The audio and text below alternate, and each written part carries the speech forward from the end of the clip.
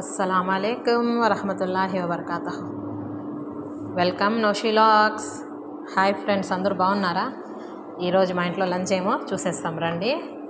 ఈరోజు మా లంచ్ కెప్సా అండి. తర్వాత ఇది వచ్చి ఆలు ఉల్లగడ్డ, చికెన్ అండి. మా కప్సా అంటే ఇక్కడ ఎక్కువగా కప్సా మజ్బూస్ అనేది ఎక్కువగా తింటారు, చాలా ఇష్టం వాళ్ళకి.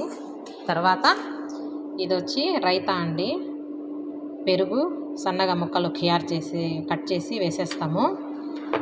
ఇది వచ్చి పుదీనా పౌడర్ అండి, నేనే చేస్తాను ఇంట్లో. ఇది పుదీనా ఆకులు కడిగి బాగా వెండబెట్టేసి పౌడర్ చేసేయడమే. ఇది ఈరోజు మా ఇంట్లో లంచ్. మరి మీరేం చేసేసారు అనేది కామెంట్ చేయండి. కెప్సా అంటే టమాటా రైస్ లాగా అండి, దాని రెసిపీ మీకు ఇంకోసారి ఎప్పుడన్నా నేను చూపిస్తాను. నా వీడియో నచ్చినట్లయితే లైక్ చేయండి, షేర్ చేయండి, కామెంట్ చేయండి, subscribe my channel. Thank you for watching. Bye friends. Hi friends, welcome నోషిలాగ్స్. ఇది చూడండి, వంట చేసాక తిన్నాక సరిపోదండో, కడగాల, ఇవన్నీ క్లీన్ చేయాలి.